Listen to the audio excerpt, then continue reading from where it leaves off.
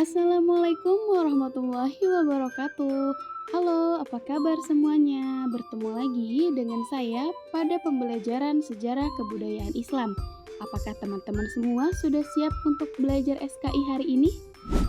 Sebelum kita lanjut ke video pembelajarannya, kenalan dulu yuk. Karena ada pepatah yang bilang nih, tak kenal maka tak sayang. Perkenalkan, nama saya Rizky Rismayanti. Tepat tanggal lahir saya di Tangerang, 13 Mei 2004. Profesi saya sebagai mahasiswi di Institut Nida El Adabi dengan prodi Pendidikan Agama Islam. Marilah kita awali pembelajaran hari ini dengan membaca doa terlebih dahulu. Pada kesempatan kali ini, kita akan membahas tentang strategi dakwah Rasulullah SAW di Madinah. Perjalanan hijrah Rasulullah SAW ke Madinah.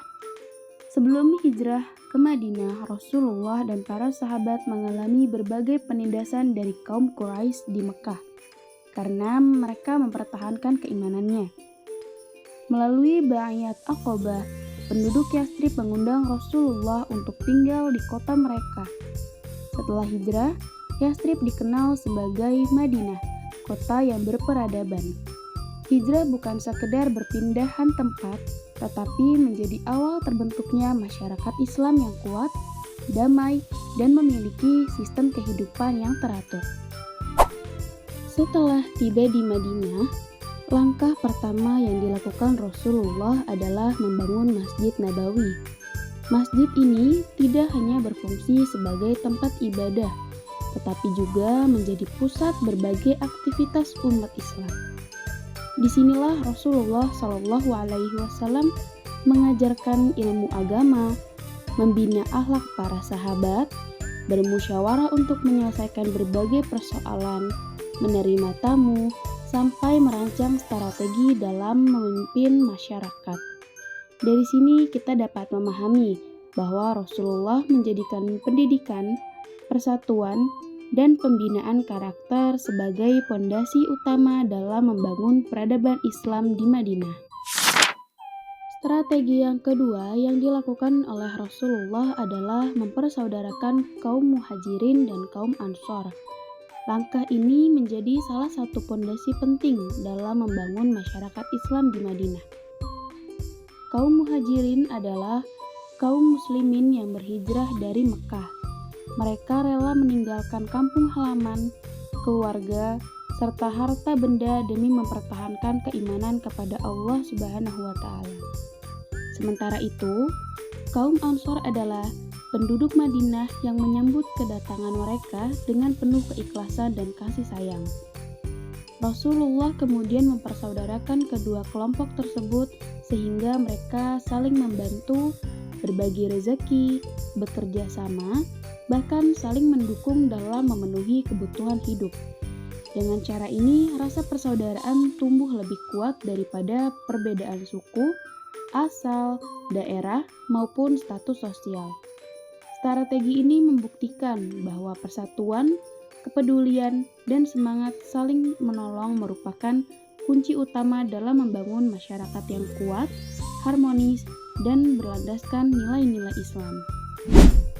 Setelah berhasil membangun persatuan di antara kaum muslimin, Rasulullah SAW melanjutkan langkah berikutnya dengan menyusun Piagam Madinah. Piagam ini menjadi aturan bersama yang mengatur kehidupan masyarakat Madinah yang terdiri dari berbagai suku dan agama.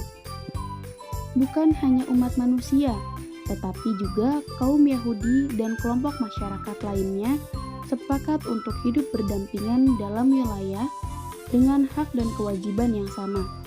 Setiap warga berhak menjalankan agamanya, memperoleh keadilan, serta memiliki tanggung jawab untuk menjaga keamanan dan ketertiban kota Madinah.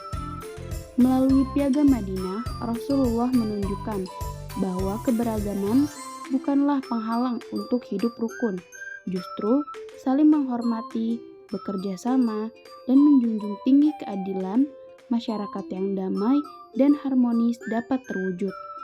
Nilai-nilai ini yang menjadikan Piagam Madinah sebagai salah satu contoh awal kehidupan bermasyarakat yang penuh toleransi dan persatuan. Selain membangun sistem pemerintahan yang kuat, Rasulullah juga menyebarkan ajaran Islam melalui keteladanan dalam kehidupan sehari-hari. Beliau dikenal sebagai sosok yang jujur, dapat dipercaya, penuh kasih sayang, sabar, serta selalu memaafkan orang lain, bahkan kepada orang yang pernah menyakitinya. Dalam berdakwah, Rasulullah tidak pernah menggunakan paksaan ataupun kekerasan. Justru sebaliknya, beliau mengajak manusia dengan tutur kata yang lembut, berdialog dengan penuh hikmah, serta memberikan contoh melalui akhlak yang mulia. Sikap inilah yang menyentuh hati banyak orang. Mereka melihat langsung keindahan ajaran Islam melalui perilaku Rasulullah SAW.